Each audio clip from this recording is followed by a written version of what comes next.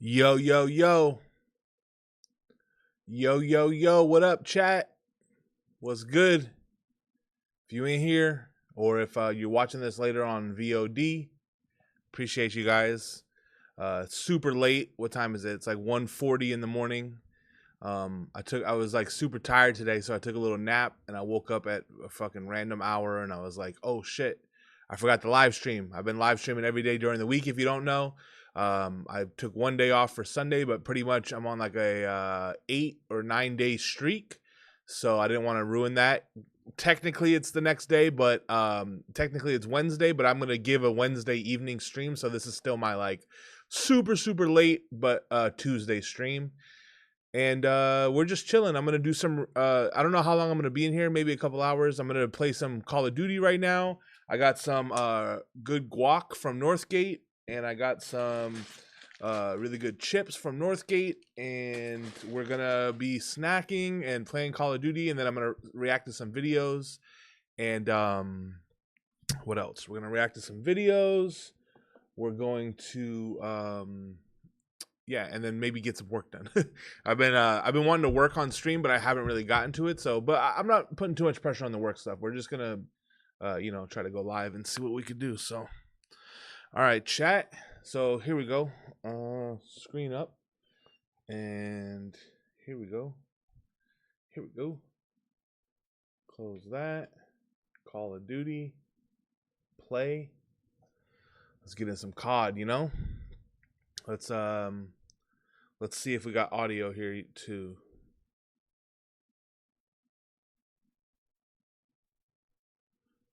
Output.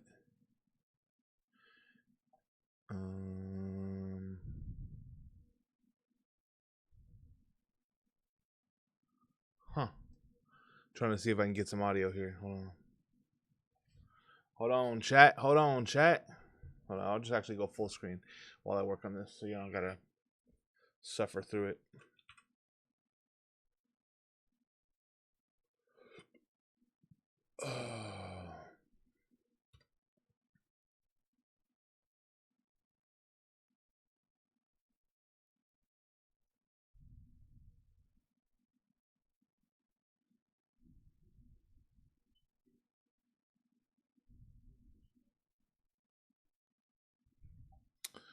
Okay.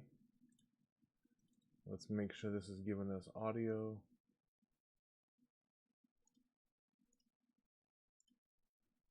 Yo, yo, yo, yo, yo. Hold on, chat. Hold on, chat.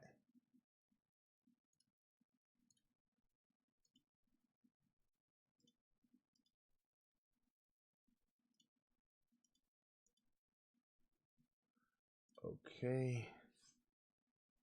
Yes.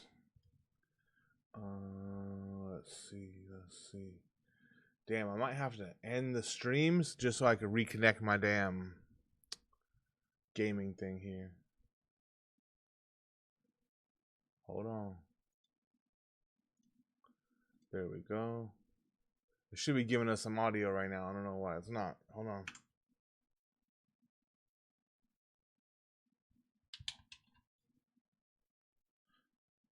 And my mouse or my fucking thing ain't connected.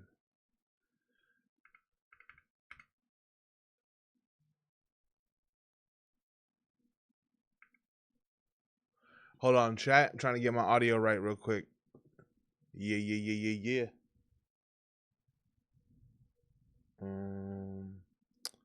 Let me see here. What the fuck? What the fuck? Go back to this mouse. Gaming PC, desktop audio 2. What's that?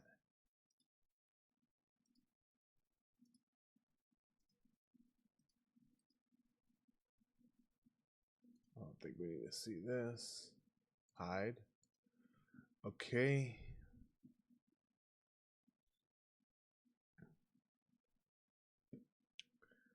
Huh. Maybe I gotta disconnect and reconnect. Hold on. Let's see if that does it. Gaming PC. There we go. All right, capture audio. I just picked up from a collector. There we go. Everything was really built back then. That's some butcher knife, Bowie knife. There we go.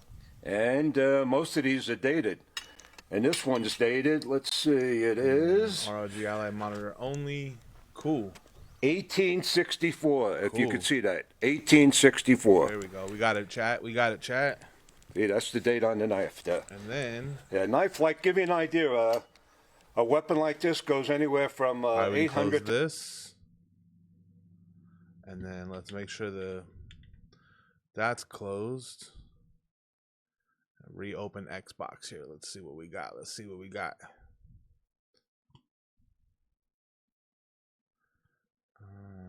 Call of Duty. And then desktop mode disabled. Play. Here we go. Let's see if this worked. That should have worked a little bit better, chat. There we go. Let's see. Let's go to the right screen and let's watch some.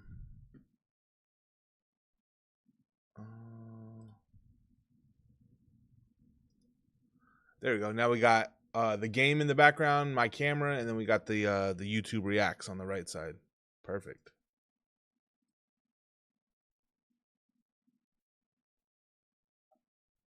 Perfect. All right, chat. What do we got? What do we got? It truly goes without saying.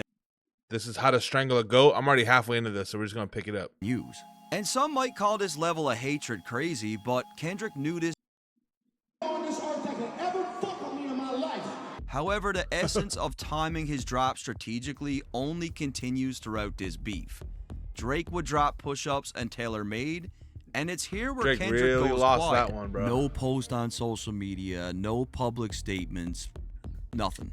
And this was also a deliberate strategy as he gave Drake a false sense of security in the beef. Drake really thought he had this thing in the bag. He really thought Kendrick was stumped and didn't even think he was gonna respond. I know you in that NY apartment, you struggling right now, I know it. But boy, was he wrong. Boy, was he wrong. While Drake trolled Kendrick on social media, Kendrick was looking at this thing like an actual war. A good chess player might predict their opponent's next move, but a great player predicts the next couple of moves.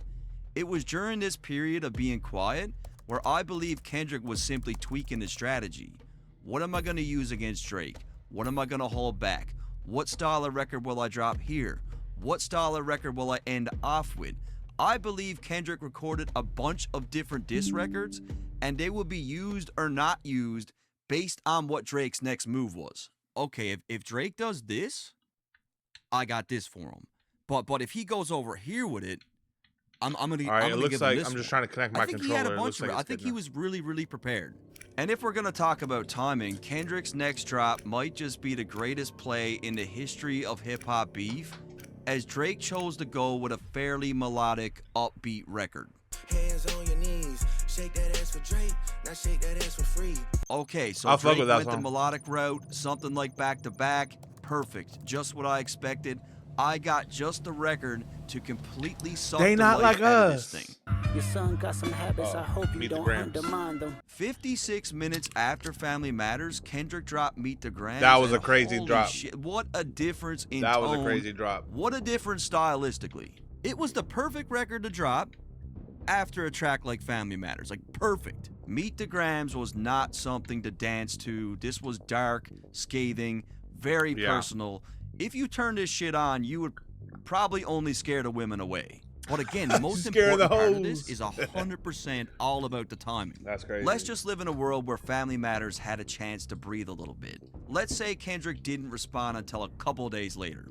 Well, first off, the allegations levied by Drake would have had way more room to circulate, and fans would have set an expectation for Kendrick to at least address the shit that Drake said. Yeah. But what Meet the Grams did was it stepped on it so bad that it's like nothing we've ever seen. Secondly, Yeah. Family Matters isn't the type of record you want hanging around for a couple days on its own. The track was pretty catchy, and the last thing you want is this thing shifting into back-to-back territory. Facts. It could have went there.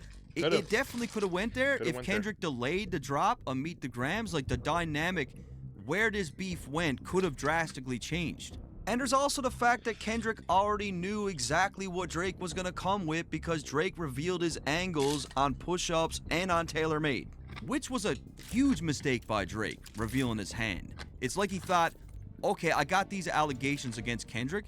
This'll be enough to really fuck him up in this beef. But what Kendrick did was he crafted a strategy knowing what he was going to say that totally took the power away from all of it. Genius. However, once the shock factor went away, people started picking apart the verse about the daughter. A lot of people were claiming that sonically, Meet the Grams had zero replay value. And that's something I agree with, is I just don't see who's listening to this on a day-to-day basis. Yeah, facts. But most diss records aren't hits. Like, battling is not about dancing. It's about who can disrespect the other person more. And Meet the Grams, in this case, checked all the boxes. But the game of chess was far from over. Kendrick likely recognized that Meet the Grams alone might not be enough to counter someone with Drake's hit-making ability.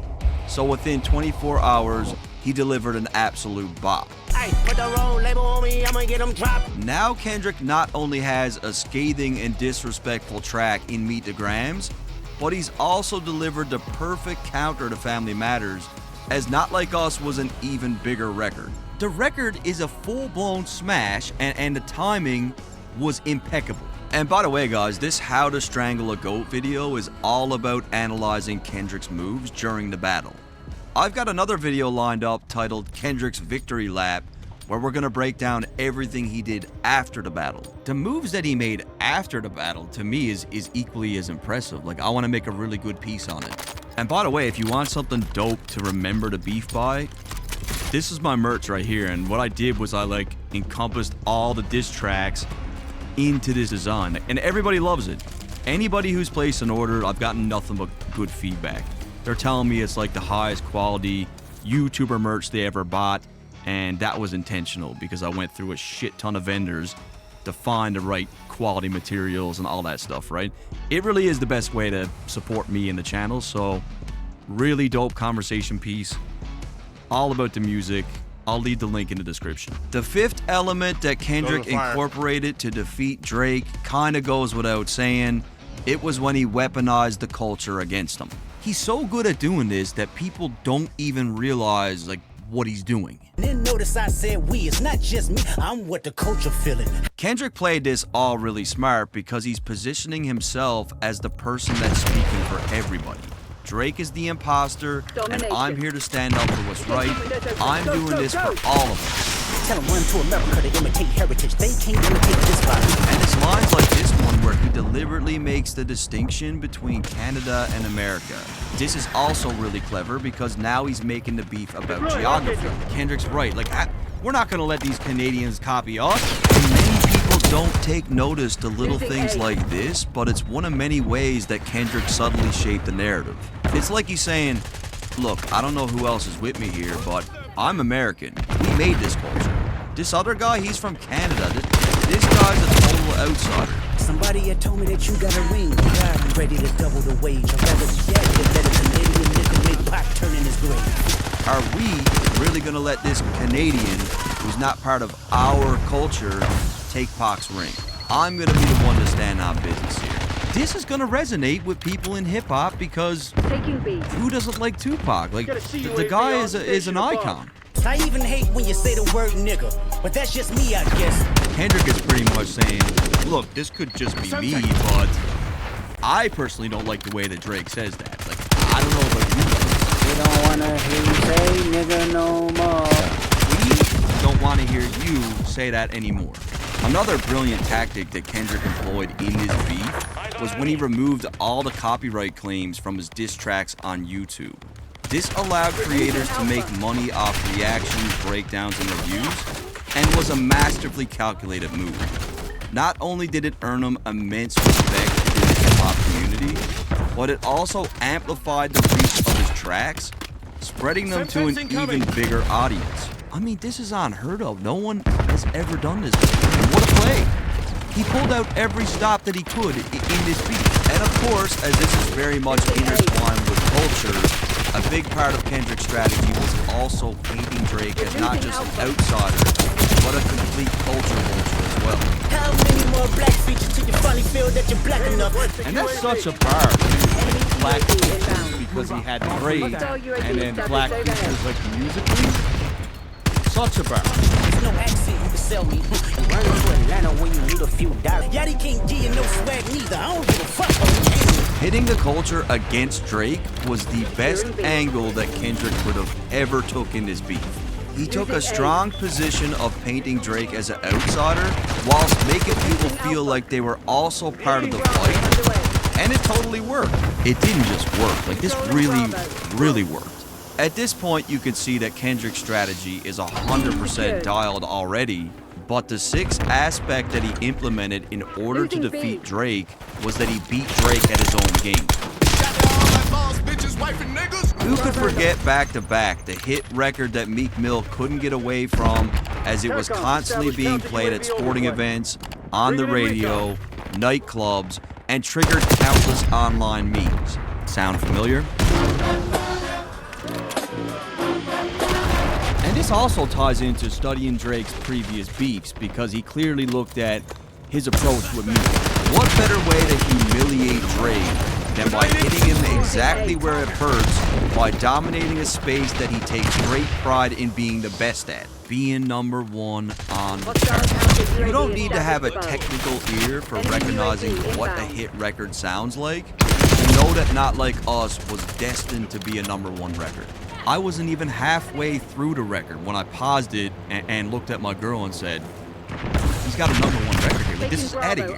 Kendrick's got one.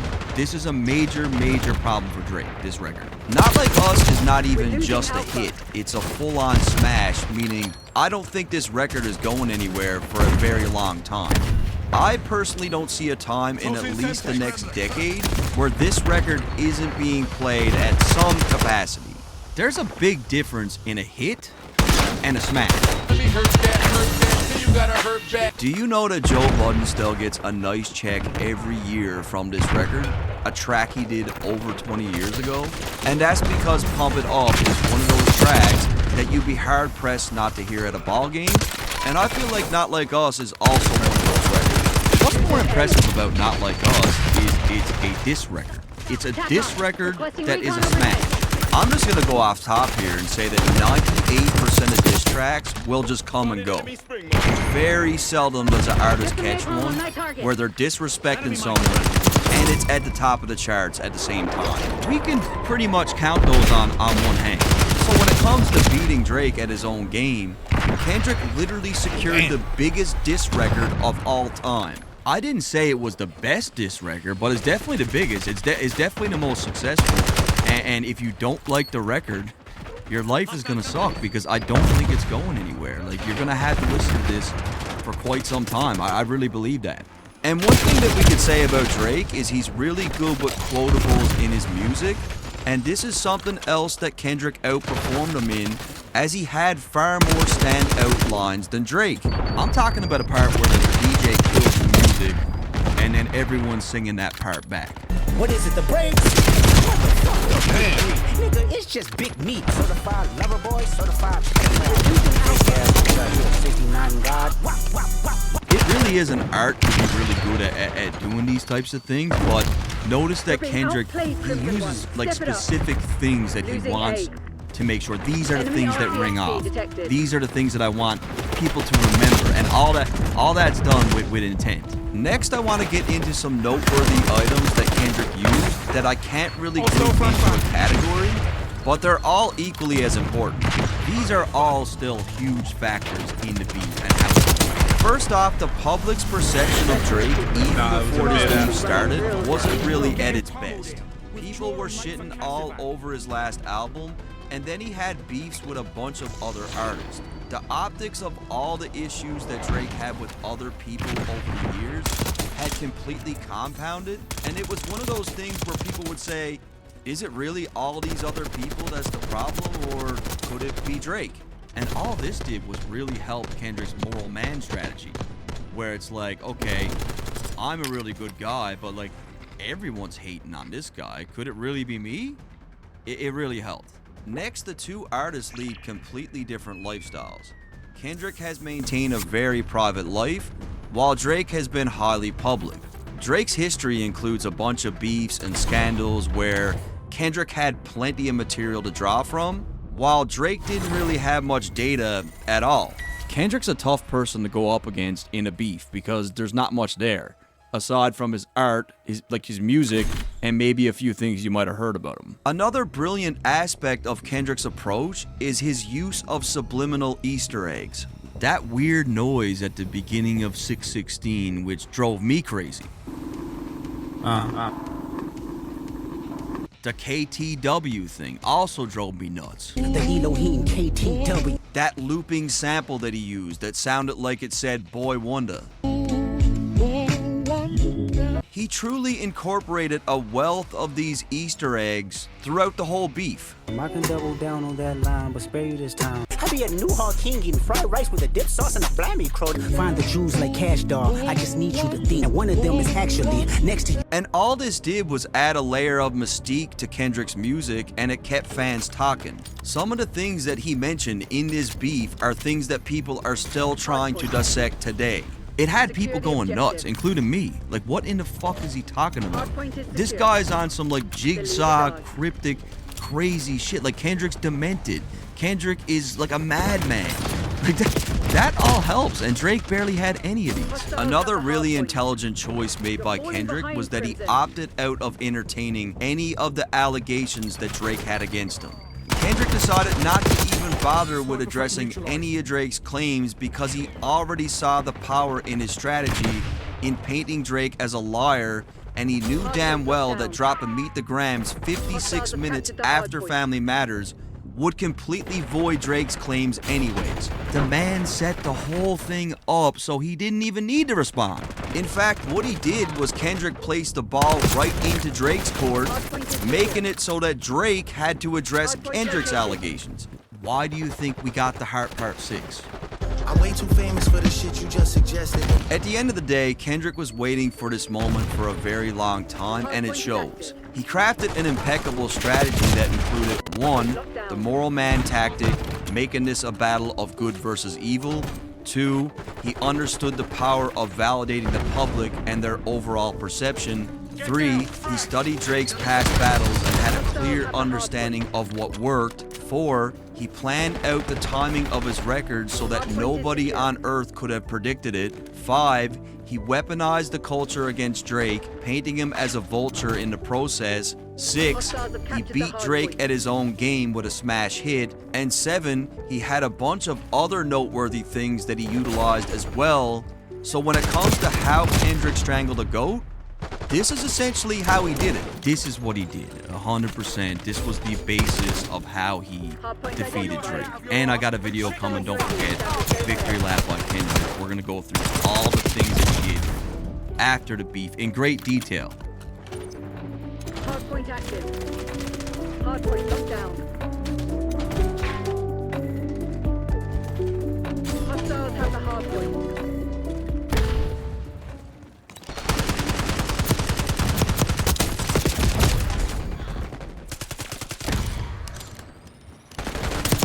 Good video from What's the Dirt. I fuck with What's the Dirt. That was a good one. Go subscribe to him if you like that.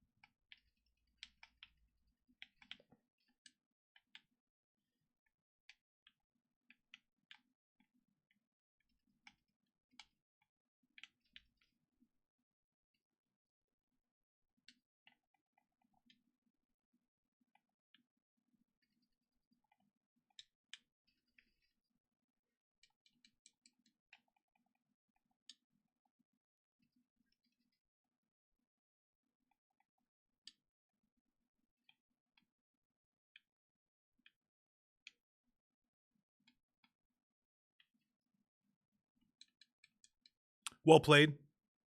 Well played.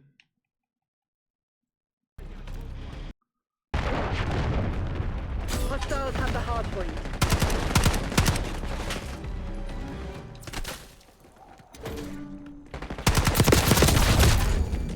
Well played.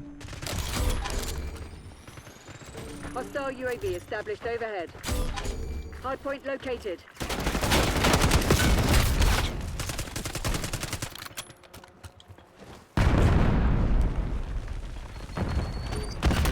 Hard point is active. Hard point is secure.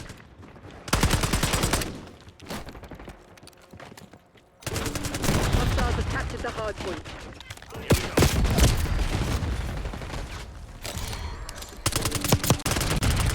Oh no. Holy shit.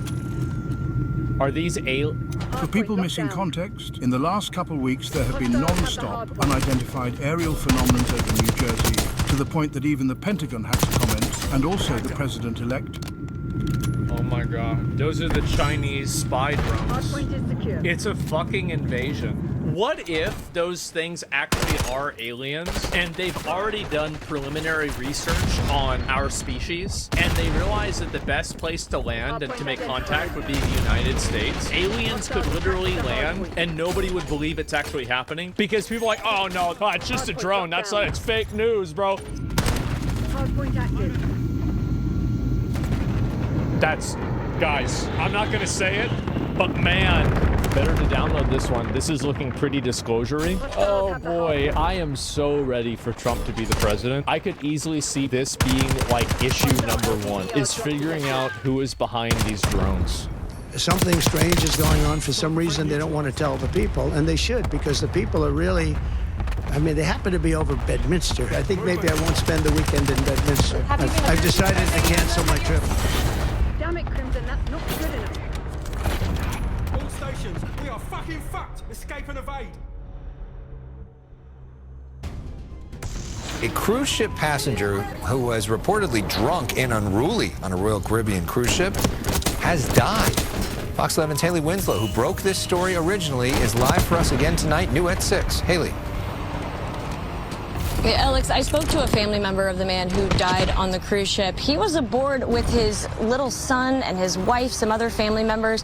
They say his enraged behavior was completely uncharacteristic of him, that he's a very nice person, and they're trying to get to the bottom of exactly what happened, but they're absolutely devastated, as is the man we introduced you to yesterday, who videotaped the incident. I just want to give my condolences to the family, and I'm really sorry. Nobody deserves to die, especially like that. Shocked and saddened, Christopher McHale says he's heartbroken.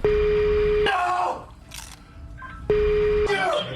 To learn an unruly cruise ship passenger has died. The coroner's office confirms 35-year-old Michael Virgil died aboard Royal Caribbean's Navigator of the Seas. What happened? May he rest in peace. He just needed some help. It was supposed to be a fun cruise to Mexico. Water slides, hot tubs, even an escape room on board. But an hour after departing the port out of San Pedro, McHale says Virgil got off the elevator on the wrong floor and started making threats, screaming profanity and racial slurs. The gentleman that was drunk said that he was going to kill us, and then he started chasing us down the hallway. The crew member that I was running with was able to lock himself in one of the towel rooms. McHale says Virgil injured 2 crew members and then captured video of him trying to get to that crew member by kicking the door to the towel room with his steel-toed boots. And he was asking for God to forgive him. So, I mean, I forgive him. You know, I'm not God, but I forgive him.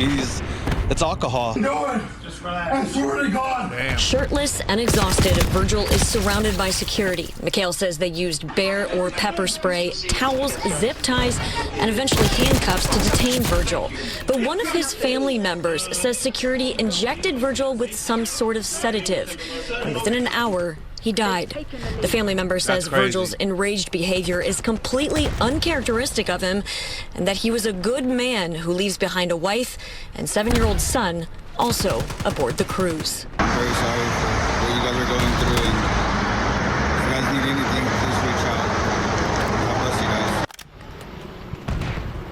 The Royal Caribbean Group sent us this statement. We are saddened by the passing of one of our guests. We offered support to the family and are working with authorities on their investigation. And I did talk to the FBI many times today. They are looking at this with a fine-tooth comb. Of course, this happened on international waters, so they are looking at the videos that Mikhail took, meeting with him for the third time tomorrow, as well as the videos that were in that hallway, the surveillance cameras, and the crew members who also wear body cams. We'll bring you any updates we get on this story. But for now, reporting live, I'm Haley Winslow, Fox 11 News. Damn. They've taken the lead. We're winning. Keep it that way.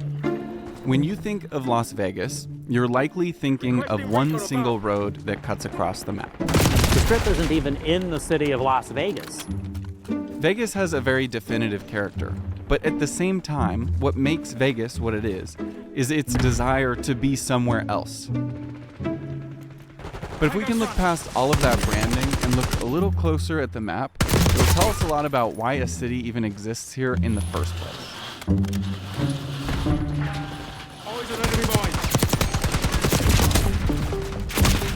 Downtown Las Vegas is just north of the Strip and is the gridded section that lies in an angle right here. I've made my way to downtown Las Vegas, which feels much different than the Strip, which you might think of as downtown Las Vegas. But I'm here to meet up with Michael Green, who's a history professor at UNLV. And he's going to tell us a bit about the history of this city. Oh, there you are. No, that's me. Okay. My passion for Las Vegas history comes in part from growing up here, from being a curious type, but it's also the desire to know more about my community. My father was a casino dealer. He worked at the Stardust Hotel, which is depicted in the movie Casino. He was fired by the character portrayed by Robert De Niro. Later, I worked at a newspaper with both mob connections and the reporting that helped bring down the mob. And I was not conscious as much of this stuff at the time. So maybe I'm trying to make up for lost time. I live in Salt Lake, and I grew up going to and through Las Vegas, and I would always wonder why build a city right there. If you had consulted with me and been like, hey, do you think we should put a city that looks like this in the middle of the dry Nevada desert? I would have said, probably not. And I'm probably not the only one with that thought. This area is one of the hottest and driest areas in all of the United States. But as I've been diving into the map and looking at the history of the city, I feel like I've found some of the key ingredients that enabled Las Vegas to exist. This is an aerial picture of Las Vegas from 1930, just a year before everything was about to change. You can see a clear town site that's beginning to grow, and this is downtown Las Vegas. Before the Mexican-American War, this whole territory was Mexico.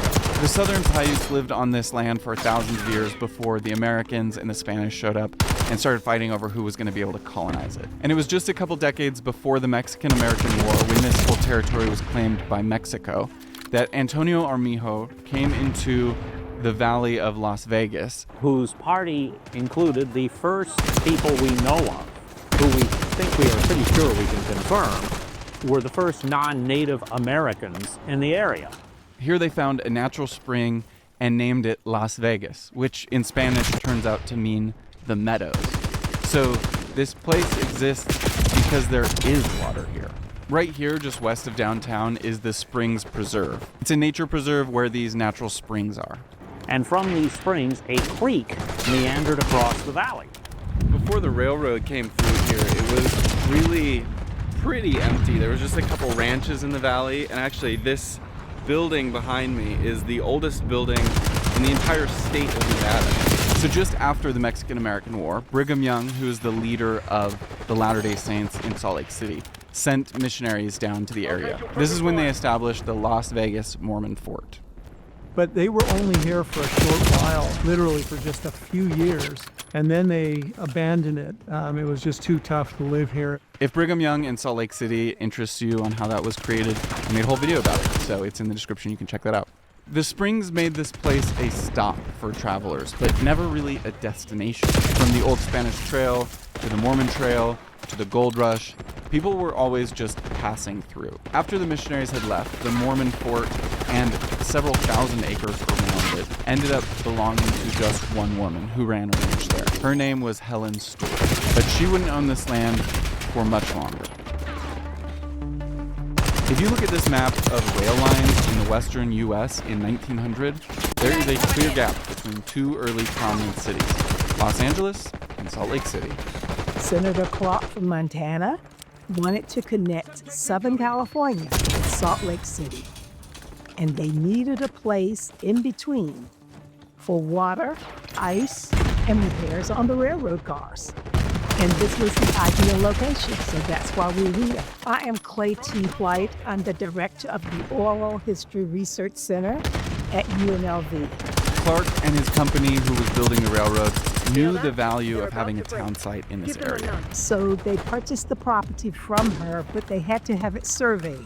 So they hired a surveyor named J.T. McWilliams. While he was doing the survey, he found 80 acres of property that had never been claimed. He claimed it, and he thought, wow, this would be the perfect place for downtown when the city starts. So I'm going to lay out a town site on my 80 acres, and that's what he did. And he started advertising in newspapers in Los Angeles that there was going to be a new city here, come and start a business. So he had a thriving community.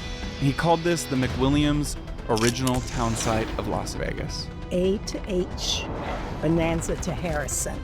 That was the original town site, very small.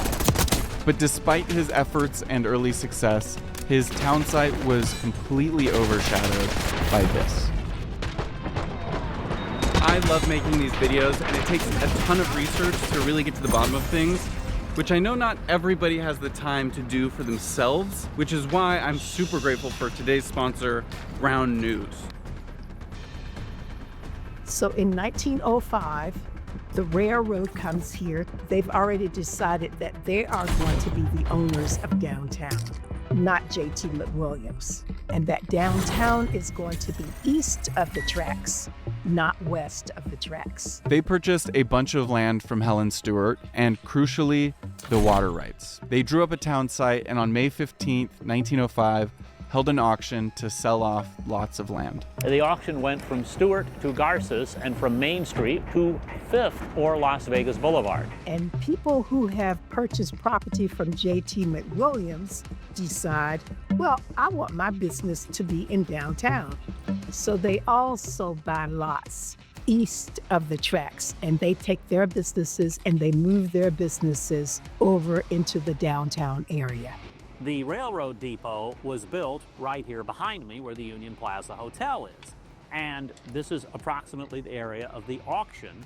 A replica of this depot has been built at the Springs Preserve, where also some of the early buildings of the area have been moved, so you can go see what it would feel like to be in this original, old, wild, wild west Las Vegas city. With the placement of the depot and the water rights being guaranteed, the Clark auction site was going to be the home of Las Vegas. And the date of the auction became the official founding date of Las Vegas. And just a few months later, a fire broke out on the McWilliams town site that sealed the fate of his dream. Can we just appreciate for 1 second that the city is only 120 years old? That's crazy to me. The world has changed so much, so recently. Even before anything else was built here, you can see that Clark's town site was laid out in an angle, so it would align with the railroad rather than north, south, east, west. You can see that most of the streets of Vegas today are laid out on a north, south, east, west grid. And Fremont Street, not quite at the center, really was the center street because it ran into the railroad depot. Fremont Street was named after John C. Fremont, the U.S. Army Topographical Corps captain who put us literally on the map. When you look at the first and the oldest hotel casinos, they were right on Fremont Street. This was the first road to be paved in all of Las Vegas and is the dividing line between North Las Vegas Boulevard and South Las Vegas Boulevard. There were 40 blocks in the town site, and the 16th block was this one. And this block and the block behind it, the next street over, block 17, were the only areas in 1905 that the railroad said it was okay to sell liquor. Now, they made exceptions for hotels, and there were hotels near the depot, so before long, the saloon operators in Block 16 realized they had to do something else, and it became the red light. The U.S. government outlawed alcohol from 1920 to 1933. And the main thing this did was not actually stop people from getting alcohol, it just allowed organized crime to provide alcohol. During Prohibition, the booze continued to flow, and there's a famous photo of the Arizona Club with a man in a cowboy hat with a white mustache standing in the middle. He was the sheriff, so it wasn't as if he didn't know what was going on. In the U.S. at that time, organized crime became very rich and very powerful, and Las Vegas was definitely a hotspot. Later, when a federal building was built in Las Vegas, it was built next to Block 16 and 17. So this building opened in 1933 as the federal building, and Las Vegans were very excited about it because it gave us a sense of permanence, and you also had all kinds of federal services there, from the post office to bankruptcy court and so on. A new courthouse has since been constructed, and now this building houses the Mob Museum. The reason to have this museum is that the mob built most of the original strip. So now we understand this picture a lot more. You can see the that was a creek trash-ass round right that there. Made this a viable spot for a city. You can see the railroad that created a demand for population. You can see Clark's town site very clearly, and you can see the failed McWilliams town site. This was 1930, and 1931, the next year, everything would change for Vegas. There were 3 major events that happened in Las Vegas in 1931 that put it on its trajectory to become the city we know. Nevada was actually the earliest state to allow gambling before rolling that back, but later in 1931, gambling was legalized. The Depression was on, and there was something to be said for getting some taxes and fees. The main reason, it appears, was that, for one thing, it fit a kind of libertarian ethos that you should be able to do what you want to do here. The other was to attract investment. In addition to gambling, divorce laws were changed so that it was much, much easier to get a divorce in Nevada. And the same day, the legislature approved and the governor signed a bill to reduce the residency requirement for divorce from 3 months to 6 weeks. Both of these are designed to get people to come to Nevada, hang out a little, enjoy themselves, and like it enough to come back permanently, invest, who knows what. Just before the Depression began, plans for a massive project near Las Vegas were approved.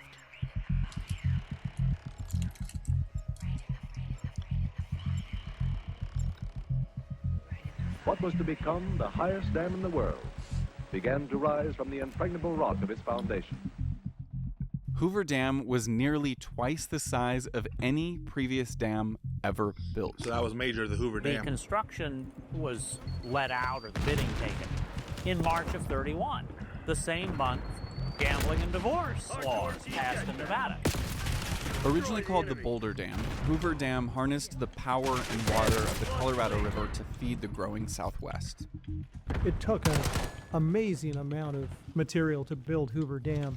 When that was finished around 34 to 35, people started flocking here to see that Hoover Dam. Who could believe there was something that innovative here in the middle of the desert in the 1930s?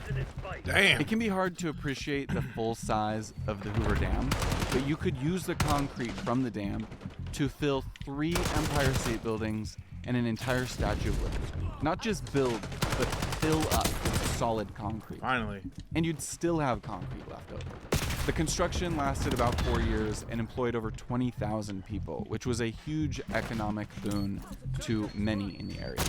It is worth noting that of the 20,000 plus that were employed to build the Hoover Dam, they were essentially all male and almost all white. There were a few thousand that were Latino or Native that were given the really difficult or dangerous jobs, and there were under 50 black people employed over the whole 4 years. Its impact was huge, not just on the water and electric supply, but also on the map. You can see Lake Mead, and you can see Boulder City. The federal government built a community to house the dam workers, which they called the Boulder Canyon Federal Reservation. Eventually, it became an independent city, Boulder City, and it is the only incorporated city in this area where gambling is illegal. And it's illegal because that was the way it was in the first place. So these people would come on into Las Vegas, where things were pretty wide open. Similarly, there were dam workers, single young men. They came into town and spent money too. So for Las Vegas, the dam was a great antidote to the Depression. And as downtown Vegas was growing, the black population was forced to move out of downtown. People in that downtown area are beginning to tell blacks to move across the tracks. In that old town site that J.T. McWilliams started, that the railroad ended in 1905. You always hear the term across the tracks. That's not an unusual terminology. So now with gambling and alcohol and divorce legal and easy, with a well-funded mob and thousands of new tourists, the trajectory of modern Las Vegas really starts to become a lot more clear. Downtown was really the place to be until the Strip got going. With the easing up of the Depression and the funding from a bunch of new tourists, the ambitions of these casinos really started to grow, and they wanted to create resorts. Highway 91 led into the heart of downtown Vegas, and a couple nightclubs had tried to take advantage of this position and catch some visitors before they got to the city. But in 1941, the El Rancho was constructed along Highway 91, and its position was very intentional. Now gaming needs to grow bigger. It needs to put in large swimming pools and then golf courses. Along Fremont Street were the original casinos.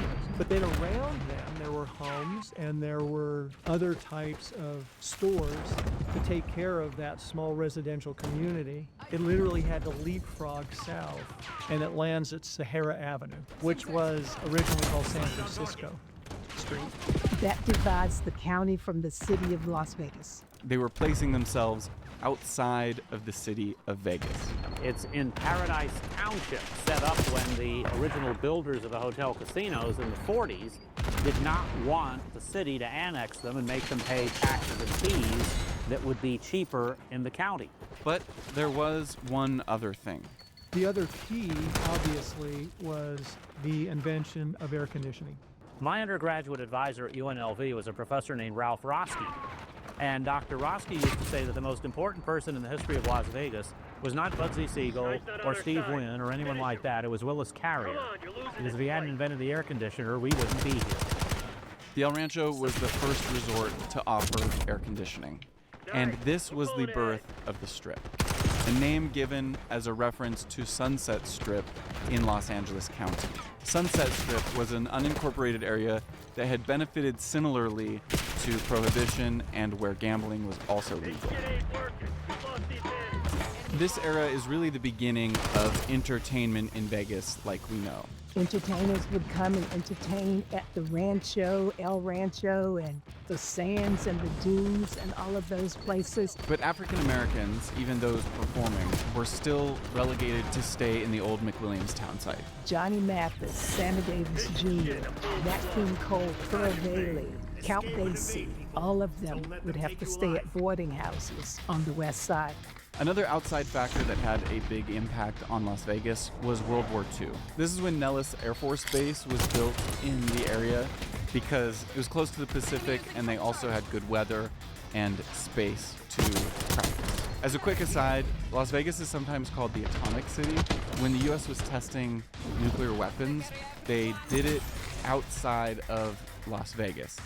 And people would travel to visit Las Vegas so that they could see the mushroom clouds on the atomic bombs that were being dropped. You can still see the craters from these tests in satellite views. And it's not that far from those test sites where Area 51 now is. The Strip has evolved from resorts like the El Rancho to mega resorts. And this wouldn't be possible if the mob had stayed in control. I went to law school and came back to Las Vegas to work with my father and my oldest brother in the banking industry. Tom Thomas's father, Perry Thomas, and his business partner, Jerry Mack, arrived to Las Vegas in the 50s and altered the trajectory and the future of the entire city. Parry Thomas may be the single most important individual in the history of Las Vegas. You had to fix the heat, you had the water already, and then you had to provide a legitimate lending source, capitalization source, to take gaming from this really small, ma and pa, individual ownership thing into the corporate world. Parry Thomas was the first banker here who would regularly lend money for casino operators. And his logic was, if you treat them like legitimate businessmen, they will respond like legitimate businessmen. Also, if you are not lending money to the biggest business in your community, your bank probably isn't doing as well as it should. When Vegas was being backed by the mob, large profits from the casinos were being skimmed off the top, meaning the earnings from casinos were being underreported and the mob was taking the excess. So he got the legislature in the mid-60s to change Nevada law to allow corporations to own and operate hotel casinos. By allowing outside or corporate investors into these casinos, they brought in the SEC, or the Security Exchange Commission, which could audit and basically make it impossible for organized crime to happen the way it was. Fantasy becomes reality when the mirage appears on the Las Vegas Strip. In 1989, the Mirage opened, which marked the end of organized crime in Vegas. That was the beginning of the new mega resort era. And the builder, Steve Wynn, really owed his original success to Parry Thomas helping him out. So Parry really saw the transition between a mob-run Vegas and a corporation-run Vegas. If you start looking into or talking to people about the history of Las Vegas, you'll find that often you start learning about the history of these hotels and who owned and operated them and how they were dealt with over time. There are a lot of places that I feel like a city was kind of destined to be built. Vegas isn't one of those. It seems like a city that was built on a series of events that kind of seem like chance. There's no question that a lot of the pioneers of Las Vegas were very bold risk takers. Every time I fly into Las Vegas, I look down and say, my God, it grew again. And no one at the time ever would have imagined it.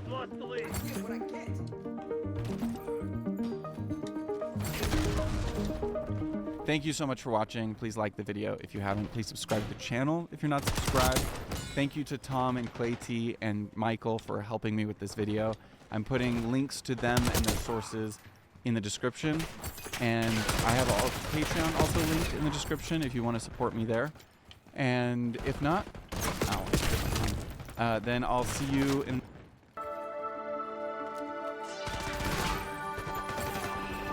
Hey guys, welcome to the Liberal Hive Mind, a channel solely focused on exposing the abundant hypocrisy of the left. You know, for this clip, I feel like we need a little bit of a flashback. I was recently watching Rattlesnake TV. I'm sure you guys know who that is, and if you don't, well, you definitely should, and you should subscribe, because it's by far one of the best debate analysis channels on the platform. But recently, he posted a video of an encounter between Patrick Bet-David and David Pakman, where Leftoid David said this: opinion of the U.S. has dramatically improved since Biden replaced Trump. I think that matters. I'm not an isolationist, so I think it's important that other countries respect the office of the presidency. And under Trump, it was a joke. You know, he literally laughed at the UN, goes to India, mispronounces 10 Indian names, and the crowd is just leaving. It was a humiliation everywhere he went. But I think that's a great, it's like a soft thing that I think is really good. So the fact that we're no longer feared is a good thing?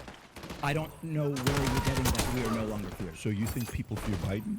What I'm asking you is what data do you have that we are no longer feared? Well, that's not it. What data is not any data to give. I mean, then how do you know it is? But during Biden is when Russia felt comfortable bullying Ukraine. During Biden is, even if you look at Afghanistan on the way we left, people on the left were not happy by the way we left Afghanistan. Patrick Bet-David made the argument that wouldn't you rather have a president that's a little bit feared on the international stage, considering he's out there to fight for your interests in a very competitive world, and essentially he's making the argument that Donald Trump kind of has the world sitting at attention. You know, he strikes a little bit of fear in their heart, which of course is a point that David Pakman refuses to concede, but it's obvious that you can't play games with Donald Trump. I mean, look at what happened to Justin Trudeau. He went to Mar-a-Lago, spent 15 minutes with Donald Trump, and now his entire career is imploding before his very eyes. You know, whether the left wants to admit it, Donald Trump's a freaking shark, and he's out there fighting for the interest of Americans, not begging for the praise of finally top 3. globalist bureaucrats. Finally. And that right there is the Trump that keeps Finally. on delivering. And Trump once Finally. again, not even yet I'm testing the audio, my bad. President is already securing huge investments in the nation, and even mogging these guys, pushing them to double their investments in total Trump style. I mean, this is peak Trump, baby. This is what they hate. This is what they work so hard to deny, but it's the beauty of Trump. Let me show you guys exactly what's happening here. We got some stuff to get into, so let's roll the tape. All right, friends, so just like I was saying, this is the Donald Trump that seems to always make mountains move. Here he is doing a press conference at, I believe, Mar-a-Lago with the CEO of SoftBank, which I believe is a Japanese bank, if I'm not mistaken, where said CEO announces a $100 billion, 100,000 job investment in the United States. And he announces that as a double investment, essentially doubling down on a Trump presidency. My confidence level to the economy of the United States has tremendously increased with his victory. So because of that, I'm now excited to commit this $100 billion and 100,000 jobs into the United States. This is double of last time, as President Trump said. Because I say, oh, President Trump is a double down president. I'm gonna have to double down, you know, $100 billion and 100,000 jobs. This is, you know, my confidence level, because that has doubled down. So I am truly excited to make this happen. And of course, business is important, technology is important. But one more thing I'm really hoping is that this President Trump would make the world, bring the world into peace again. That's my additional hope. So already good stuff is happening. Trump's bringing good foreign investment into the nation. Investment coming from our actual allies, not our adversaries. From Japan, that's part of the G7, of course, as we know. And finally, money coming into the nation instead of leaving your pockets and going to foreign adversaries. Yeah, that's and a doubling down of that investment, and then Donald Trump absolutely mogging the guy. But I'm going to ask him right now, would you make it $200 billion on something? He can actually, believe it or not, he can actually afford to do that if he wants to. Would you do that? Well, my promise is 100, but you know, he's now asking to do more. I think, you know, with your leadership, my partnership with you, with your support, I will try to make it happen. All right. 200. He'll make it happen. 200 billion investment. He is a great negotiator. Good man. He's a brilliant guy and did an unbelievable job. And yeah, okay, great speech there, buddy. Now how about we make that 200 billion in true Trump style? You gotta freaking love it. I mean, he's America's bulldog. He's America's business bulldog. That's what he is. I mean, look at Trump. He straight up grabs the guy and nearly manhandles him. He's asserting his dominance out there like he always does with all these foreign leaders and business people. The notorious Trump handshake, of course, it's very well known. The lead is ours.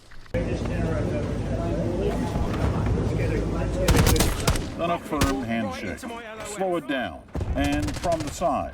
Not one, but two yanks. You know, he's the guy who's going out there and fighting for your interests, and that's why people love him. And clearly it's something that the left doesn't understand. David Pakman doesn't seem to understand how really, truly idiotic what he said was. The entire world seems so happy that Joe Biden is president now. That must be a good thing, right? Because the entire world must be our best friend and always wants what's best for our interests, of course. I mean, come on. Obviously, on the world stage, every nation is trying to win, even our closest of allies, in trade negotiations elections and frankly in everything. They would like to win. Everybody would like to be in the winning seat, but America is in the winning seat, and it's something that you gotta protect. You know, maybe if all the foreign nations are celebrating your president, maybe it's not a good thing. Maybe celebrating that could be considered foolish, especially when your president is a freaking vegetable. Oh, I wonder why China and the rest of these nations are so elated, so excited that the White House has essentially been turned into a Weekend at Bernie's situation. I mean, give me a break. The naivete is off the charts. But now we got Trump back. You know, the guy who got laughed at these UN and NATO events. America's so true.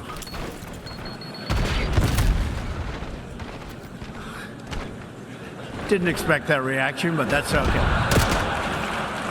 But in the end, Trump got the last laugh, and Trump was right. And Trump went to these events and always straight up just mogged these people.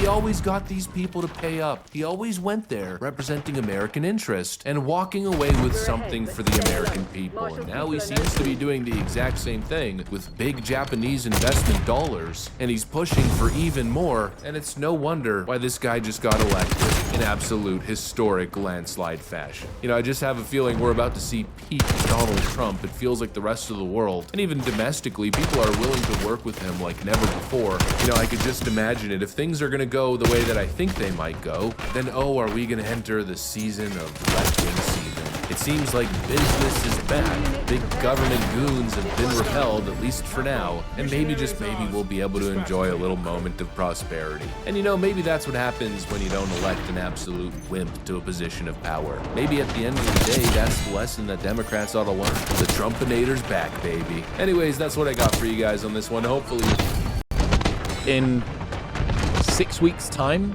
it's Matthew the 10th McConaughey anniversary of reacts Interstellar. to reflects on Interstellar. And Okay. I think it's being re-released in theaters in 70mm IMAX. In IMAX. Yeah. Okay. How did that movie change you? It's my favorite movie of all time, so thank you for... I have a lot of people tell me that that's their favorite movie of all time. And that's another that a lot of people had to go watch it 4 times. There's a lot to take in. There's a lot to take in. Classic Nolan. Yeah.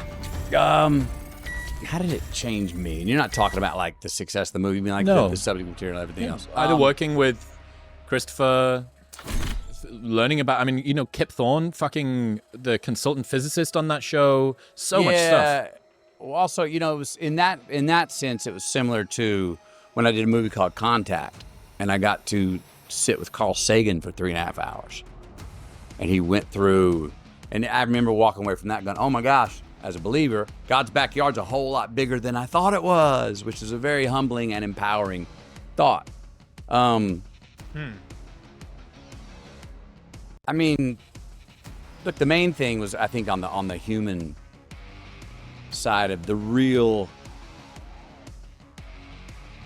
Me personally, I was like, oh, you don't leave your kids to go do what your dream is. And then when I changed what your dream is to go do what you were meant to do, what you were born to do, that you have an ability to do like nobody else. I was just like, ooh, well, maybe you do leave your kid. That argument and that leaving, which is that countdown, I remember that's where I was. So that's the scene I'm remembering, is the price you pay, the cost, the consequence of chasing down. And my initial thought was, oh, Cooper's being selfish in the wrong way. You know, and then it's a good argument, though. I don't think you can easily say that. There's a major consequence with that, but look at what. And I deal with it now. I got 3 kids, doing my favorite job, but I think I find extreme and endless purpose in parenting. I'm dabbling in different versions of leadership that have to do with the betterment, maybe, I hope, of more people, but it would become a consequence of being there and being present like I want to be for my 3 children and my wife as our family. I haven't found anything that I believe is worth that at the sacrifice of this yet. We've given up the lead. And my argument with myself there is the best exports we can have, we do it well, children. No better export. put out, no better extension of yourself, no better way to affect create legacy. the world. Than hopefully having some healthy children that can go be independent enough and and you taught them when they see the world in the right way and can chase down things that they love and hopefully love the right things. So contributing to anything in place of that is a net negative. Well, that'd be my argument at the sacrifice of fewer that I feel like, oh, that's my lineage. I'm helping give them the palette to paint on, and I'm handing the right colors to them and letting them fall from the right heights to the right trees, to where they get bruised, but hopefully don't break a neck. You know what I mean? But it's a good argument, one that I understand on the other side, and I have friends that have sacrificed that. I have friends that have been very successful, even in the career of being an actor in Hollywood, and a successful actor in Hollywood. This brings me back to when we first had kids, before Camilla pulled the goalie to get pregnant. She goes, one condition: you go, we go. And my first reaction was, hey, I'm a lone wolf artist here, man. I go off my Airstream with my dog. I'm a solo coyote here, man. And while I'm saying that, I heard my mother's voice go, you better nod your head and say, she's giving you a gift. Say, yes, ma'am. And I did, yes, ma'am. And that, we've done that. A 16-year-old, a 14-year-old, and an 11-year-old. No doubt that has a major contribution to whatever strength our family is. And I think our family is very strong. And the security that my kids have and the courage that they have, because we've never been away from each other that long. They picked up, came with. There's another side, I understand. You got opportunities that can do great things, and I can share art or leadership in the world that, hey, I'm going to be away. And maybe there's an argument that could be better for your children later on, or maybe better for their children. But this is we were talking about that infinite regress of being mean to yourself, or it's emotions about emotions and stuff. Thinking about the decision that Cooper needs to make, and also the decision that you need to make. You can always continue to kid yourself a little bit more. Is it more virtuous to stay at home with your children, to raise your children, despite the fact that the likelihood of them surviving into the future and their kids surviving into the future is lessened by that? Okay, but then if you go and do the thing, you leave them, you're making that sacrifice. But are you doing it because you want to save the world, or are you doing it because it's your dream? Or the fact that you can get something virtuous out of something that's also your dream, that fucking Puritan work ethic we were talking about before, which is, the only way that this can be a virtuous decision is if I suffer more. It's only suffering, not just that it's good for the future, but also that I don't want to do it, because if I don't want to do it, then I know that it's really, really true, because it's a high price that I pay. Go pull it off. And this is, as far as I can see, the curse of the deep thinker. Amen. A curse, and because it does do one thing that we hadn't brought up at a very base level, and I think this goes along with stress, anxiety. At the very base, it means something that we can't take for granted because not everyone has it. It means you give a damn. Yes. And let's not throw that out like, oh, of course, no, because not everybody does. It means you give a damn about more than just yourself, and that is that's a high-end value and not an old-fashioned nostalgic thing to go, oh, that's so 1950s bullshit. That's a real thing.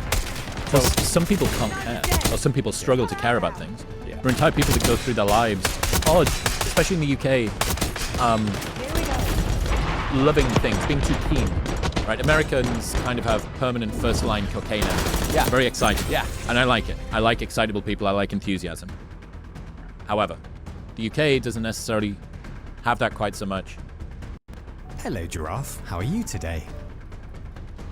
New Melody Sheep trailer.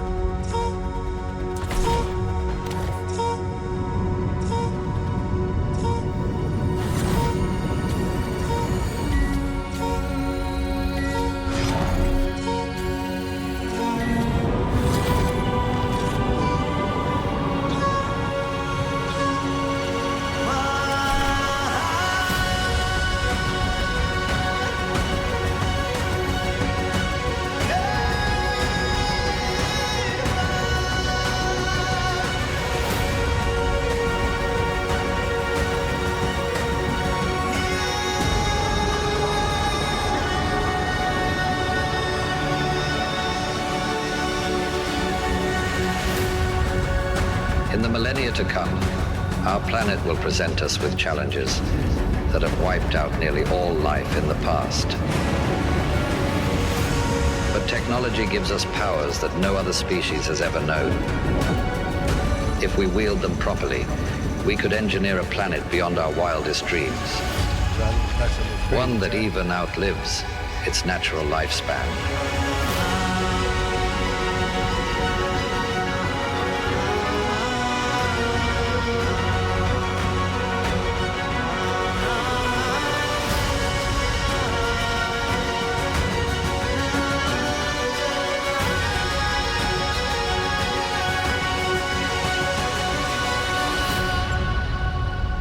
The future is ours to build.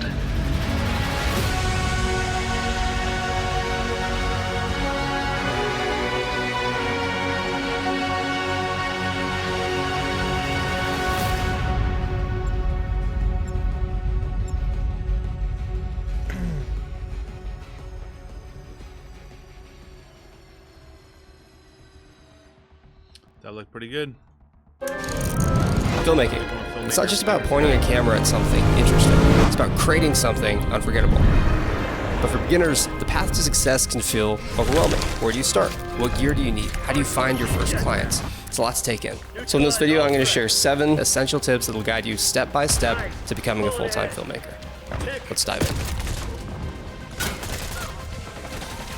So this video is really just a crash course of all the things I wish I knew before I dove headfirst into the creative field. If you like what you see in this video training, you're going to get infinitely more value in our flagship course, Full-Time Filmmaker Premium. There you can access over 700 detailed videos on the technical side of content creation, like what gear to buy, how to use it, how to light a scene, editing, working in different fields like real estate, weddings, commercials, plus access to our private Facebook community of over 25,000 students, where you can ask questions, get feedback, and maybe even get hired for a gig. Now, I'm not going to sell you on that course throughout this video, but I am going to make an offer at the end if you'd like to join us in that program.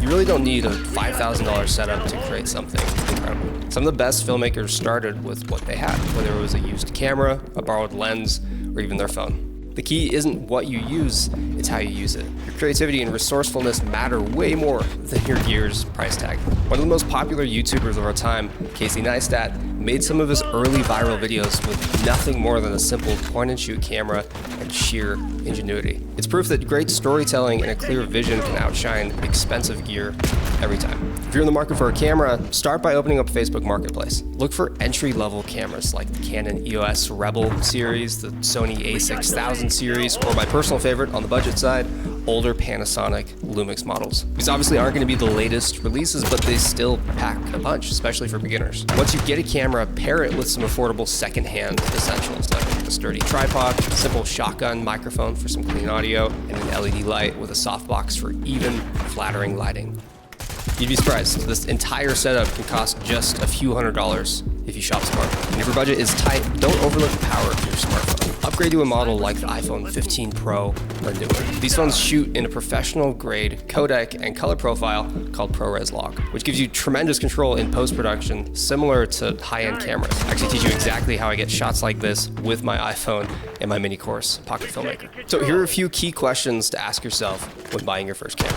Number 1, what's your budget? Be realistic about what you can spend without compromising features. Number 2, what's it for? Are you shooting vlogs, short films, client work, or something else? And number 3, what specs do you care about? For instance, if you love slow motion, prioritize cameras with high frame rates. With these answers in mind, do your research. Start with online comparison tools, read reviews, and then narrow down thousands of those options to just a handful. And if you're still stuck, try this.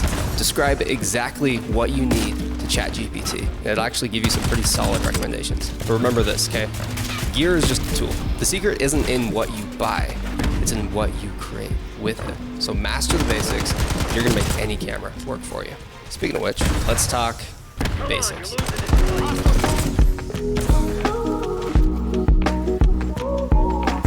The camera in your hand is just a tool. It's your job to make it work for you. And the first step to mastering any camera is understanding the big 3: ISO, shutter speed, and aperture. Together, these control your exposure and the overall look of your footage. ISO is your camera's sensitivity to light. So the higher the ISO, the brighter your image, but don't push it too far. High ISO introduces digital noise, which can make your footage look grainy and unprofessional. Shutter speed controls how motion is captured in your video. A faster shutter makes action look really crisp, like too crisp, while a slower shutter adds motion blur, just like what your eyes would see. Lastly, aperture determines how much light enters your lens. It also controls the depth of field, that beautiful blurry background that makes your subject pop. So here's how to balance these three. Start with shutter speed. If you're shooting at 24 frames per second, or 23.976 to be exact, double it so your shutter speed is 1/48. Doubling your frame rate is standard in filmmaking for natural motion blur. Then adjust your aperture. If you want a really blurry background, use a low f-stop number like f1.8 or f2.8. But keep in mind that a wide aperture lets in a lot of light, which might overexpose your image in bright conditions. Finally, set your ISO. Keep it as low as possible for a clean image, but if you need more brightness, don't be afraid to bump it within your camera's acceptable range. And by the way, you don't have to do it in this order, but for beginners, this is the checklist I recommend using. And here's a pro tip. Most cameras have a base ISO. It's the sweet spot where you'll get the best dynamic range, capturing more detail in both shadows and highlights. Look it up for your camera model and try to stick to that base ISO whenever you can. And if it's still too bright, you might need an ND filter. Think of it as sunglasses for your camera, helping you maintain those ideal settings even in harsh daylight. Now, honestly, the key here is just practice. Take your camera out in different shooting scenarios: indoors, outdoors, low light, and bright sun. Adjust all three of those settings manually and see how they affect your image. The more you practice, the faster you're going to be able to adapt to any lighting or shooting situation.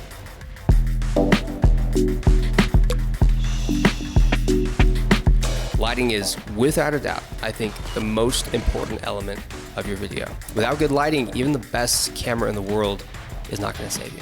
The trick is to control and shape the light to flatter your subject. So I recommend starting with a really simple 2-light setup.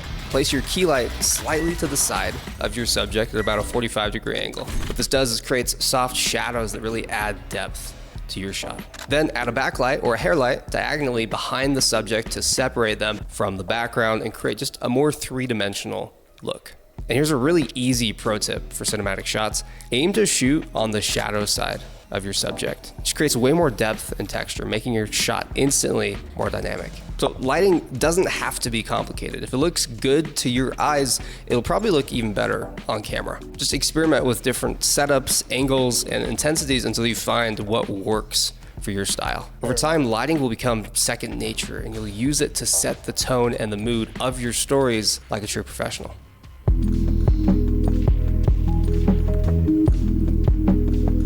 Have you ever heard the saying, a picture says 1,000 words? A beautifully crafted video can say way more. A single shot has the power to evoke emotions, tell stories, and leave lasting impressions. And while you don't have to plan out every shot, I recommend it, especially when you're just starting out. So before you even turn on your camera, it's worth just taking some time to map out your video. Planning it might not sound exciting, but it's the foundation of every great film, from YouTube shorts to the Hollywood blockbusters. Start by asking yourself these two questions. Number one, what's it about? What's the message you're trying to convey? This is going to guide pretty much every creative decision you make. And number two, how can you speak to your audience visually? Think about visuals that catch their attention or evoke an emotional response. Now for me, music often is what inspires my creativity. The perfect song, whether it's fast-paced, slow, and ambient, or somewhere in between, sets the tone and the mood for the entire project. The short film I shot in Wyoming was inspired by a song I came across on MusicBed. Now there's a lot of music out there, but finding just the right song for your project and choosing one that you can actually use for your own projects and client work can be really hard. At least it used to be before I switched to MusicBed. It's the only platform I trust for professional, authentic music that doesn't sound like a cheap corporate jingle. MusicBed has the largest collection of curated music with over 60,000 songs available. And with their advanced search filters, it's never been easier to find the right song. My favorite way to search is with their AI-powered search by song feature. You just type in any song that you like, literally any song, and it'll match you up with similar music from the MusicBed library. And for every one song that I find mind and like, MusicBed suggests a dozen more. So right now, for a limited time, you can actually get a totally free 14-day trial to MusicBed, so you can switch and see the difference yourself. Now, I'm more inspired to create when I have good music, and I think you'll be too. So just hit the link in the description box below to switch to MusicBed today. Now, once I have a song in mind, I start visualizing the shots that match its rhythm and mood. I'll browse through the scenes for my favorite movies or videos for inspiration, and I might even note how a director frames a subject or captures a specific type of movement. Then I either describe the shots that I want to get, or I'll sketch them out in a notebook. I'm a terrible artist. You don't need to be an artist to do a storyboard. Just a rough outline is more than enough to guide your shoot. Every video is different, and so is every story. So while we could break down story structure into elements like a compelling hook, a climax, and a grand resolution, the truth is your job as a creator is to take your viewer on a journey. That journey doesn't have to follow a rigid formula. It just has to engage your audience and leave them feeling something. Whether that's awe, laughter, or inspiration, it's up to you to decide.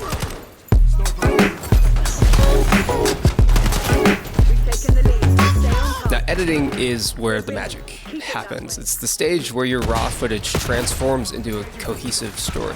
And even though we do have a huge library of digital assets, don't let flashy effects or trendy transitions intimidate you. They can definitely help enhance your visuals, but you need to learn some basic editing first. Now, to the camera, your footage might look dull and flat like this. It's completely normal. But with a few tweaks like boosting contrast, enhancing saturation, and applying a stylized look using a LUT like this free one, you can turn a lifeless clip into a cinematic masterpiece. A LUT, or a lookup table, is essentially a color grading shortcut that gives your footage a professional finish with minimal effort. So when it comes to editing, here's how you get started. First, organize your footage. Create a folder for all your clips, and then start picking your selects, the best moments of your footage that support your story. Once you've chosen your clips, lay down the foundation for your edit. Add a music track or a voiceover, and begin arranging your footage to match the flow of your storyboard. Next, sprinkle in some finishing touches to really elevate your edit. Add sound effects like risers, whooshes, or drum hits to emphasize key moments. Overlays like film grain or light leaks can add texture and depth. The goal isn't to overwhelm your viewer with effects, but to really create an immersive experience that enhances your story. Remember,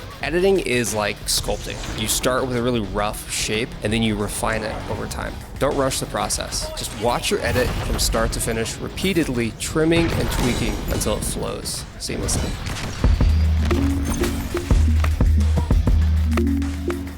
Now, just being able to create something that you're proud of is the goal for many of you. But what if you want to turn your creativity into a career? Before I dive into this, remember that just because you've acquired this new skill set of creating cinematic content, it doesn't mean that you have to launch a production company. You can create a product or a service that you're really passionate about and then use your new talents in filmmaking to augment your brand identity, to make content that resonates with people or customers that you want to work with. But if you do want to start a production company, here's 5 steps to breaking your first $10,000 a month. Step number 1, define your ideal client. What industry are they in? How big is their company? What are their content needs? Make a list of companies you'd like to create content for. Step 2, make your brand. What branding would your ideal client resonate with? Decide on a name, a logo, and a portfolio that would appeal to them. Step 3, create a package that solves a problem your ideal client has. Maybe they need better social content. Put them on a quarterly retainer that includes photos and videos to strengthen their online presence. You're selling a solution. Step number 4, sell. Start with businesses that you already have a connection to. And if not, try talking to a decision maker. Tell them you've got a few strategic ideas to help improve their content and you'd love to hop on a call. And step number 5, close the deal. Use the packages that you've made to prescribe a solution for them. Confirm that they can afford that package. Ask them, what does a win look like? And then schedule a second call to go over the official proposal, and then you're off to the races. Running a creative business has very unique challenges, but the more that you stay true and create the stuff that you enjoy making and work with the clients that you enjoy working with, the further you're going to be able to take it. Good video. A book that I discovered. We're out of here. I had an idea. What if I started a painting, but I only did one small part? Then I choose another artist to send it to. That artist does one small part. Then they choose another artist to send it to. And that third artist does one small part, and they choose another artist to send it to. And so on and so forth until the painting is done. But what if there was one small catch? Each creator that the painting goes to has to have fewer and fewer subscribers than the artists before them. Who would be that final creator? How small would their channel be? And most importantly, what would that painting look like in the end? Well, that idea became a 3-year project with 14 artists and one epic painting. And now, it's finally done. Oh, and here it is. After 941 days, 28,150 miles traveled, YouTube's biggest art collab, painting number 2 is complete. Oh my goodness, and what a freaking bot we have here. This is insane, and it is not light. It is quite a special moment to actually have this thing back in my studio, even though it's a different studio than it was sent out from. I've moved, this painting has moved, and what a crazy experiment it has been. All right, let's just go ahead and dive in. Only 32 screws to go. 1. Boom, baby. This has been a long time coming right here. Let's crack it open. Wait, this is back. Does it say front over here? Sweet, now I gotta put all these back in. I'll see you guys in 45 minutes. Okay, let's try that again. This one has less screws. We'll get there eventually, folks. Only 12 screws. Okay, now we can take a look. YouTube's biggest art collab, season 2, painting 2. It looks a little something like this. Looks like styrofoam. Get this thing out of here. Get you out of the way. Traveled on a path that nobody could have predicted. Each artist chooses the next artist in line. It just goes where it will go and becomes what it will become. Oh, snap. This is crazy. Dang. We have this super sick mosaic work by Soul Tunes. That is so cool. Keith Decent put a freaking rug on the cover of this. And Smitty Tut with this leather work and metal work. This is like the official mixed media outside. That is insane. And then, as we open the doors, oh my goodness. Got some foam in here. Oh, good golly. Look at those colors. Look at what this has become. I am just blown away at what this thing became. I would say out of the painting from season 1, the other painting from season 2, this painting has changed the most, gone through the most trials and tribulations, has amazing artwork in the end. I am blown away. Like, when you see it in person, it really has a whole different impact on you. Backing the table up. It started with me, Ken Hunter. Yep, that's my name. Right down here, I painted this. Then it went to Temi Danso. She painted this. She sent it to Blackbean. I love me some Blackbean. We did Artists in Wonderland together. We've done another collab video since then. His style is so sick. He brings this like beautiful painterly rendering to bizarro characters with crazy proportions and mismatched eyes and just such a fun style. Blackbean sent it to Curry Goat back in England. It went USA me, England Temi. USA Blackbean, England Curry Goat. He made this epic winged creature with gems going on its back. Curry Goat also added these doors, thus expanding the proportions of this project. And what he didn't know at the time is that he probably added like 2 years onto the project. And then Curry Goat sent it to Soul Tunes, who made this mosaic skull. It's like analog pixel art. Even just seeing like the grout and the cracks between the tiles in person, it's just, you really don't get that experience unless you're looking at it with your own eyes. There's a certain texture there. And then Soul Tunes sent it to Bill Making Stuff, who made this crazy world within the painting. It's not just about the surface here, folks. It goes in, it sticks out, there's doors. This thing has become so much more than this 18-inch by 24-inch canvas. Absolutely incredible. And then Bill Making Stuff.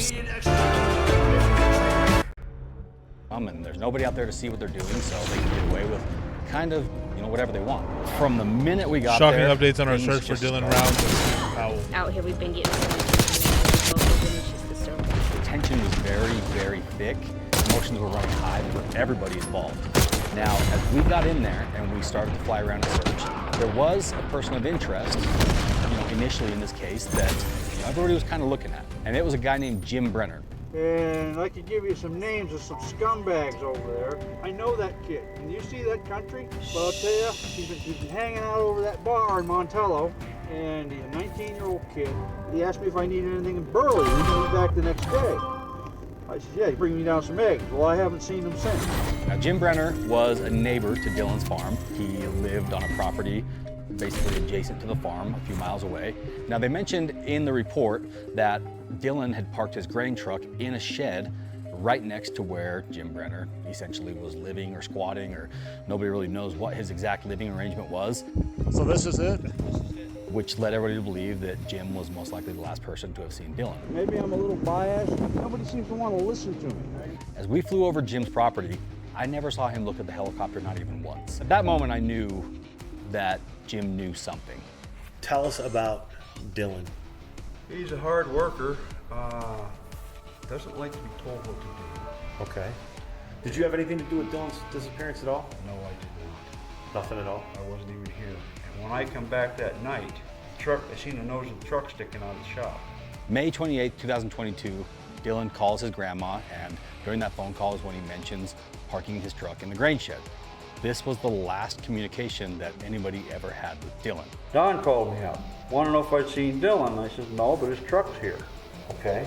He said, well, his grandmother's kind of worried. I got to go down and see if he's home. But I really didn't think much of it because Dylan doesn't tell anybody what he's doing. Early June 2022, searchers found Dylan's boots with his blood on them near the place where Jim Brenner was staying. I want to go over something because it's actually very important that we do. Walk me step by step through you finding the boots. Just as much detail as you can. I didn't actually find him. I just saw him laying there. I picked him up and tossed him out of the way. Walk me through it. I picked him up and moved him out of the way over towards the garbage pit. So that's pretty much where everything gets thrown. Then moving on to June 18th of 2022, Dylan's phone was found by investigators near a local pond. We've got information showing that Dylan was in this area the morning all day until about 2:30 in the afternoon. We've got him in this area between here and over the range. God damn it! Excuse me a minute. If you had nothing to do with this, we want to get you off the accident. Okay? I appreciate it. But there are a couple things that concern us. One is we've got information that puts him in the area of this property on the morning of the meeting. July 7th of 2022, Jim Brenner is arrested by authorities on unrelated firearms charges. He's a felon, he had guns he wasn't supposed to, so they put him in jail for it. The state of North Dakota gave me my gun rights back. My dad died. I inherited the gun. Oh, God damn it. I got a knife in my pocket. So once they had Jim Brenner in jail, they had the opportunity to kind of accelerate the investigation. Something happened between you and Dylan on that day. Here's your opportunity to tell the story. The question still remains, and I can tell the politics. I can see tears well up there. They just want their son. They want to know where he's at. Not right now. Which led them to March 2023. Prosecutors charged Jim Brenner with aggravated murder and abuse and desecration of his body. The Box Elder County Sheriff's Office is confirming the remains of Dylan Rounds have been found in Box Elder County. Rounds has been missing since May of 22. I told you about this, but we will have more on this developing story as we learn more details. That's one of ours this weekend. Jim Brenner entered into a plea deal, agreeing to lead authorities to where he had stashed Dylan's body near Lucin, Utah, in exchange for obviously a little bit lighter sentence. You would expect somebody who, had murdered somebody in cold blood and desecrated their body to receive a life sentence or even the death penalty. His first sentence was 1 to 15 years for the murder of Dylan Rounds. His second sentence was 2 to 15 years for the firearm charges, totaling a sentence of 3 to 30 years, which is a crazy broad window. And even worse, Jim was up for parole within 3 He told the family that the only reason he had confessed to this is because he knew that eventually they were going to find him. Somebody like this, in my opinion, the family's opinion, and everybody's opinion, should be behind bars for life or potentially.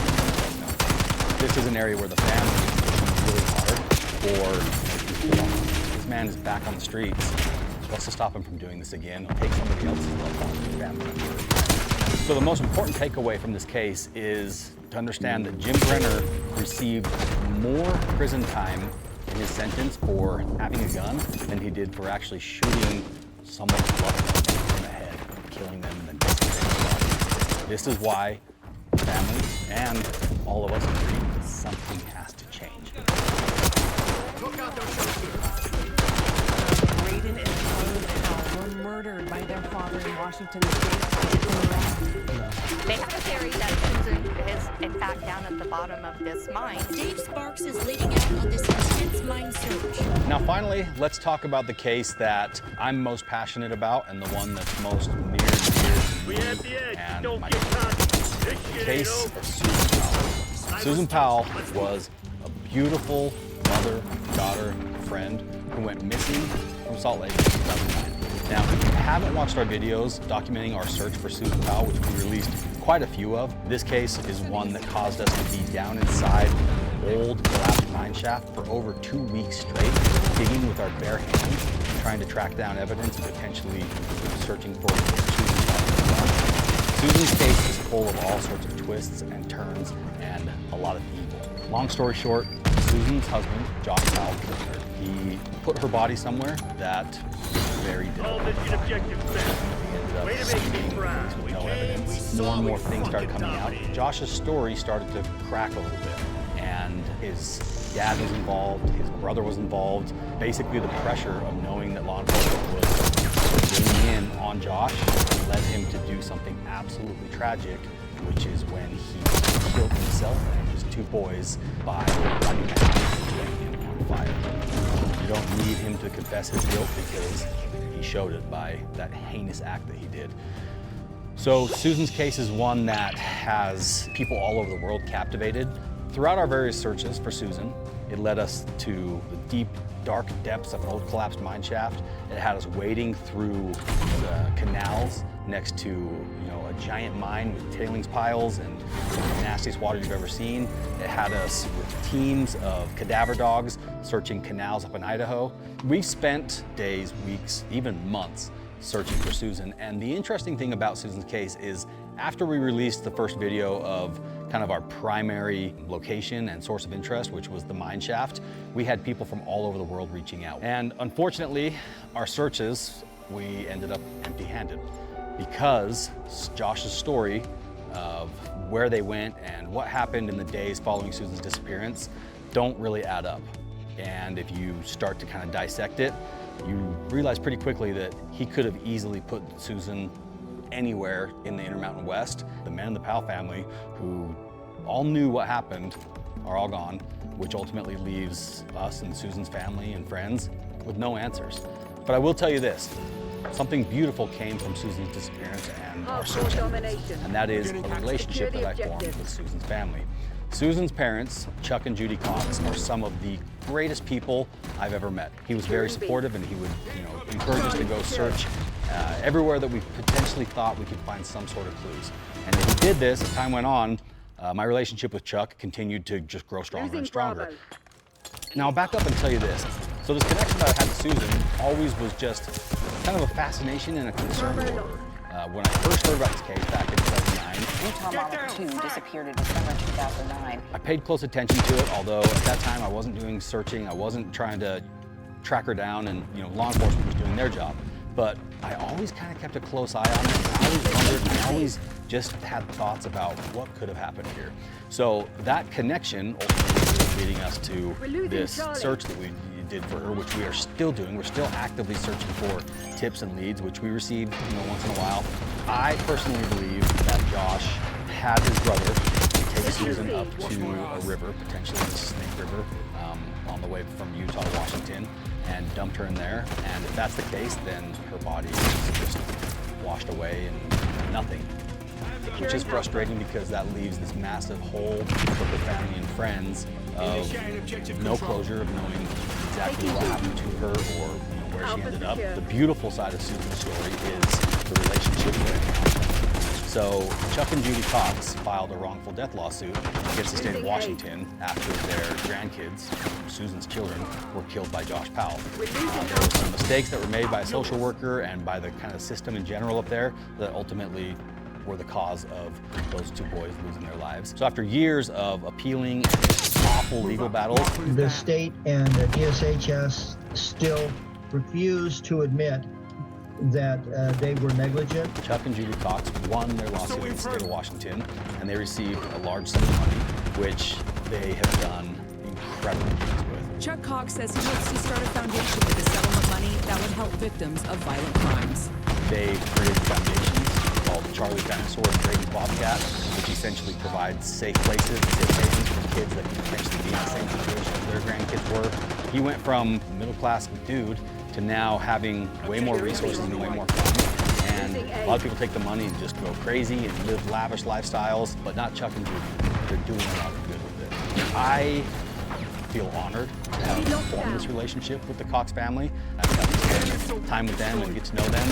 Even though we don't currently have any active searches going on for Susan, we have a lot of things going on in her name in working with the Cox family, with their foundation, and just do all sorts of cool things to help keep Susan's memory alive. Maybe there's a reason I haven't found her yet.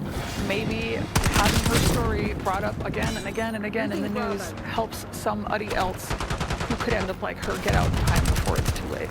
This can happen to anybody. Domestic violence is no joke, and way more people than you would ever know are suffering from it quietly. So what I want to tell you now is you don't have to suffer quietly. There's help.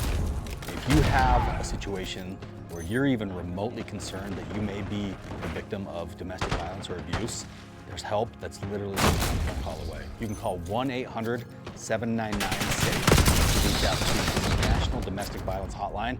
And let me tell you right now, they don't take this stuff lightly. If you call them and let them know there's a problem, you will have immediate help. I'm talking outpouring support, whether you just need somebody to kind of comfort you, or whether law enforcement or other agencies need to get involved.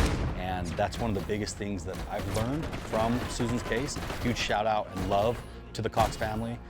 Chuck and Judy Cox, just salt of the earth, amazing people, incredible friends of mine, and together we're going to continue to keep legacy alive. So guys, obviously this channel is full of all sorts of different stuff. You never know whether you're going to get a recovery. I bought everything on auction video, or even sometimes, like this, a missing person search. And I'll tell you right now that searching for people and potentially bringing them home and providing closure to their families is one of the things that I'm most passionate about. So if you have a case, if you have something that you would like us to look into, I can't guarantee we're going to look into everything. Shoot us an email, info@heavydSparks.com. Also, we're always open to hearing new tips and theories and ideas on any of these cases. Susan, obviously, it's a really hard one because she's 15 years old, but she's still out there somewhere. We do have a few more mines out in the west desert of Utah, near the mine where we searched before, where we would still like to search. There's a good chance that he did throw her in one of his mine shafts, and maybe one of these days we'll get lucky and find Susan and bring her home. But with that said, I just want to thank every single one of you guys for... It looks like we're destroying them. Just bang it out a little bit. It's actually kind of fun. I enjoy it, kind of. But after just one day of rehearsing and performing leaps, turns, and pirouettes, the shoes will be completely unusable. This is a used shoe. That's why New York City ballet dancers go through about 7,000 pairs every year. And all of them come from Freed of London, which has been one of the world's leading ballet shoe manufacturers for nearly 80 years. We supply all over the world. There really isn't a country that we don't work with in some capacity. Its methods haven't changed much over the decades. Every single shoe still has to be formed and stitched, mostly by hand. But this traditional approach makes it hard to keep up with the non-stop demand from some of the largest ballet companies in the world. We are constantly playing catch up. Now, some shoemakers are saying it's time to update this century-old design. There's a lot of unnecessary pain that modern materials can alleviate. So why do ballerinas go through so many pairs? And why haven't the shoes changed much in over a century? We went behind the scenes with the New York City Ballet and Freed of London to see how pointe shoes became such a big business. Not interested. That was the one that I felt at the time.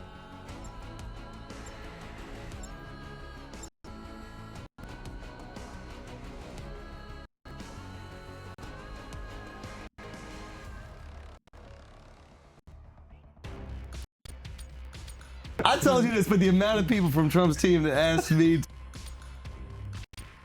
to get in contact with you, yo, bro, the amount of people, they were like, yo, we just need him to come out to Many Men. Is there any, how many people hit you up? Well, yeah, I got contacted a few times, but when I wasn't able to do it the last time they was calling because of I had already had previous obligations. They was coming to New York. Yeah, to do MSG. Yeah, and they had reached out to us. Well, they went with Tony Hinchcliffe, I think, and that went well, so. Tony's the comedian who performed that. That was shout out Tony. Garbage in the water. Yeah. He's not from New York. He didn't understand. He went, wow. I was like, yo. He said shit I wasn't sure was okay. I'm 50 I say shit all the time. I'm like, whoa, what the fuck is that? I'm like, yo, maybe I should not have been there. Right? Like the way he went off. Yeah, he went off. Shout out Tony, man. Yeah. Everyone gets these jokes, baby. We gotta disrupt things at points. Now, so when they reach out, well, okay, first of all, when you see him get shot. Yeah, I'm like, oh shit. I didn't know what was going on, but I never seen anybody. Trump did some other shit. He went down and they had that picture, you see, like under the leg.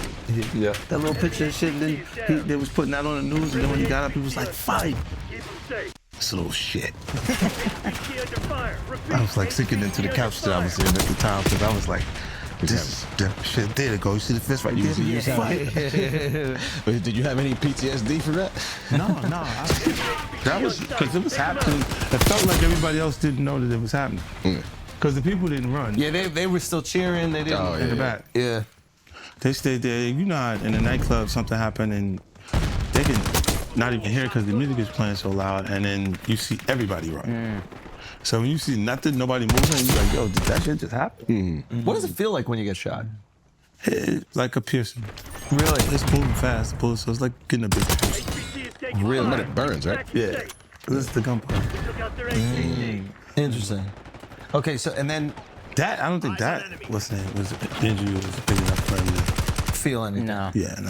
I don't think people know his story. What he got shot. Like the ear, just like getting a piercing. But you got shot face. Yeah, and Son, he was getting shot. And correct me if I'm wrong. You're like trying to dodge the bullets. Yeah, I got shit in the hand. He's like trying to move away from the guy point blank shooting at him. Then he still had time to get in the car, take his gun out. No, I was in the car. Oh, you was in the car. In the car, right? So then he points his gun at the guy. The guy shoots his hand. Shoots the gun out of his hand. That's why he likes action movies. Then you can't do nothing. Oh, you can't pull the trigger because your whole hand. But imagine having that wherewithal. Somebody shooting at you and you still have the. You do try, like your brain don't stop working. Like if you react to the noise. Yeah. The response, and then like your survival instincts kick in. Start that shit. Moving around in the back seat. And what a crazy coincidence that guy is just like through a few weeks later, like something happened. Yeah. It happens to people who involve themselves in lifestyles. Yeah, it's just so insane. So that is it.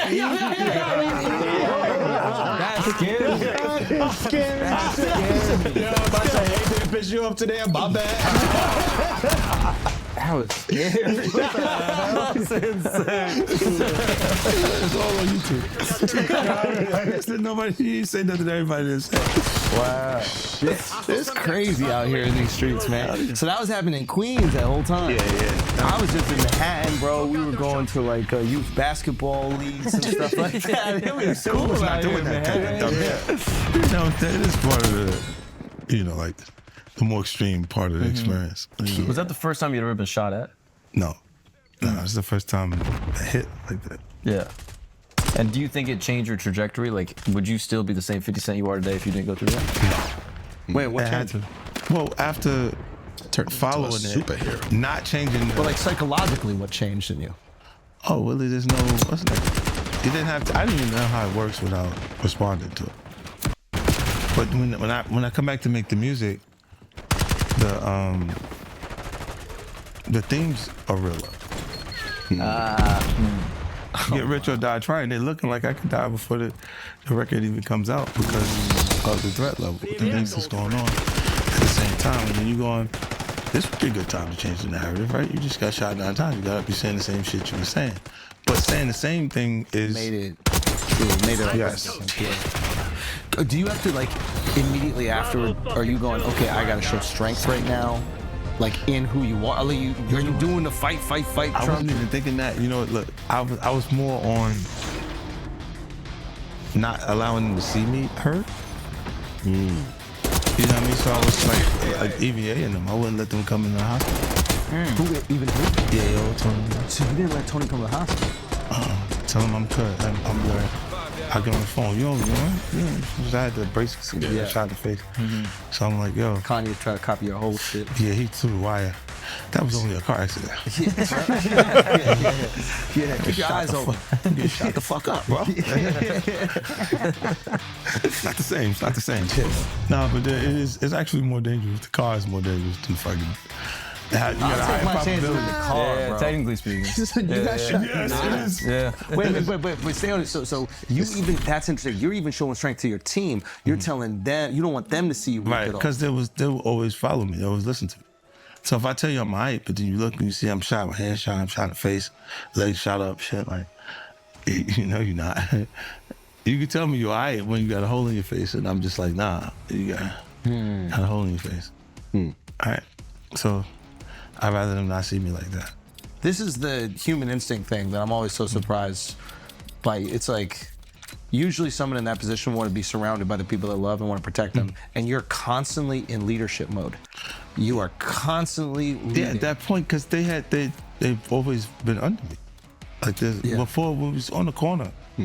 That's why it seems like he doesn't stop talking about me to a degree, like, yeah, because he'll look and go, he said that was gonna happen and it happened.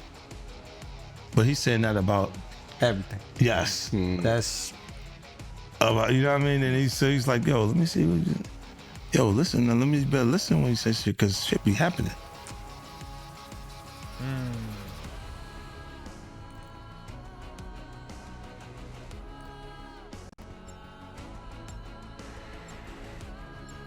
Life is short.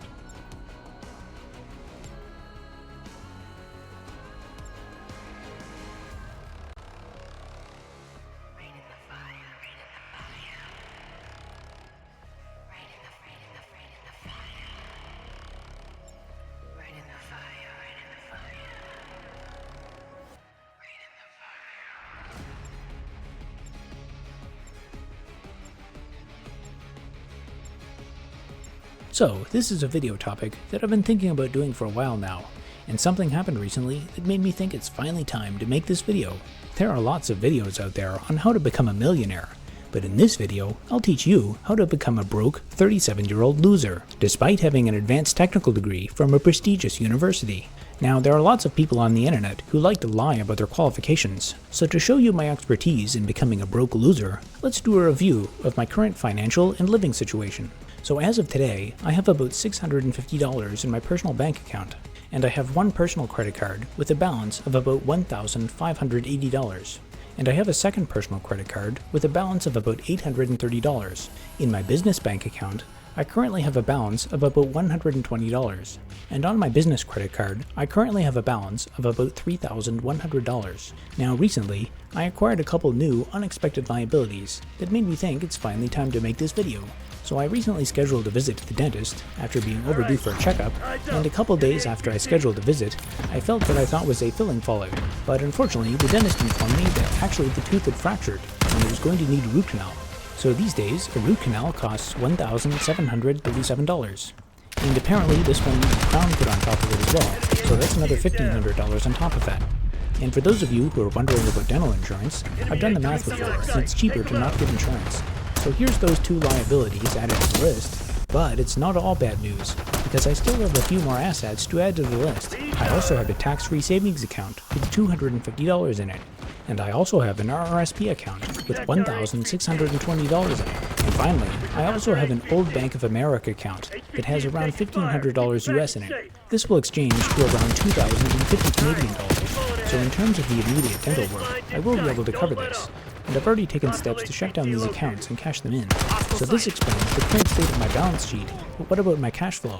Currently, the cost of my rent is $1,100 per month, and for food and personal expenses, I spend around $300 per month.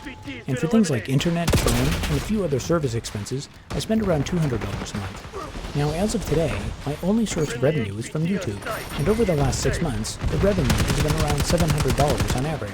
This leaves me with a monthly net cash flow of around -$900. Fortunately, I do have one of the $700 YouTube payments coming in a couple days, so together with my existing bank account balance, I can definitely pay rent for the month. And according to the dentist, the dental crown is something that I won't have done until January, so in the meantime, I can still use some of the cash from these liquidated investments.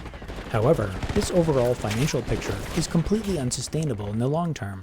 Now at this point, you're probably wondering, why don't you have more income? Where's all your investments? Why don't you have any savings? What have you been doing for the last 10 years? And I'll answer all of those questions later in this video. But first, let's talk about my living situation. For those of you who have been following my channel for a while now, you know that I'm currently being rent-evicted, so I might as well provide an update on that subject. So far, the landlord has given out 61 eviction notices in this building alone, one of which was sent to me. The landlord has also filed a formal request with the Ontario Tenant Board to request my eviction. My eviction hearing is currently scheduled for February 19th, 2025. This landlord is extremely famous in Ontario and has an exponentially growing empire of buildings. What he does is buy up older rent-controlled buildings and immediately start issuing N13 eviction notices in waves. An N13 eviction is a legal way to evict someone from a rent-controlled property for extensive renovations. In these N13 eviction notices, he claims that the renovation process will take 8 to 9 months, and that the unit will be uninhabitable during the renovation. This is despite the fact that I can personally confirm that my neighbor's apartment was renovated, and that renovation took less than 2 months, possibly as little as 1 month. The stated reason for these so-called extensive renovations is supposedly to replace the plumbing stacks. However, according to another tenant, the bathroom plumbing stacks were already replaced 10 years ago, and that didn't require that everyone be evicted. And furthermore, others have claimed that they talked to the person who has historically maintained the plumbing in this building, and the claims of needing to replace the kitchen plumbing stacks are dubious at best, and even if it was necessary to replace, it doesn't require vacant possession. After the N13 renovation has been completed, the tenant is supposed to have the right to return to the unit. However, this landlord has a reputation for not honoring that requirement, and furthermore, at that point, they've already been displaced somewhere else for multiple months. There have been well over 100 news articles written about what happens in these buildings after this landlord takes over. A few months ago, we had a fairly substantial fire, and the apartment was being occupied by the person who does the day-to-day management of this building. According to the fire department, the source of the fire was either an air fire or the stove, and wasn't deemed suspicious. According to a tenant who lives on the same floor, the smoke detector inside the individual unit didn't go off, so the fire was able to grow for quite a while, until a tenant noticed it and pulled a fire alarm on that same floor. The fire occurred on the floor above me, and I actually witnessed smoke coming out of the top of the apartment door just before the fire department arrived, and the fire was substantial enough that the firefighter needed a breathing apparatus to even enter the apartment. We also experienced things like surprise inspections for unauthorized appliances, like air conditioners or freezers. I even got a notice for an inspection and unwanted pest control treatment that was then cancelled at the last minute. At one of the other buildings, the landlord also hired security enforcement that resulted in a physical altercation with elderly tenants there. This landlord is so notorious that he's even been mentioned by name in the Legislative Assembly of Ontario. Despite all of this attention on the issue, nothing ever happens because these practices are entirely legal in Ontario. Attempting to fight back legally is also becoming increasingly difficult in Ontario. Many lawyers that practice tenancy law have shifted to only representing landlords and don't offer their services to tenants anymore. Some of you are probably thinking, why not set up a tenant union or work with organizations like Acorn? A tenants union in this building was set up, but the landlord was able to successfully intimidate the leaders of the tenant union into giving up their apartment by issuing additional eviction notices, claiming that they were a nuisance to other tenants. They also returned from a brief vacation one day to find that the power to only their apartment had been shut off. and that all of the food in their fridge had been warmed up and spoiled. As for Acorn, they have provided some introductory advice on dealing with renovictions and provided some emotional support for tenants.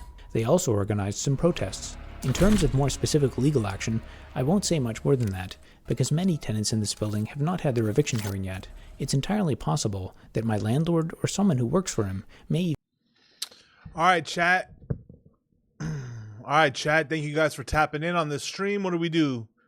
A little 2-hour stream. Not bad, not bad. I'm going to be back on here a little bit later on tonight. I appreciate you guys tapping in and watching this, even if you're on here at VOD later on. But, yeah. Alright, peace.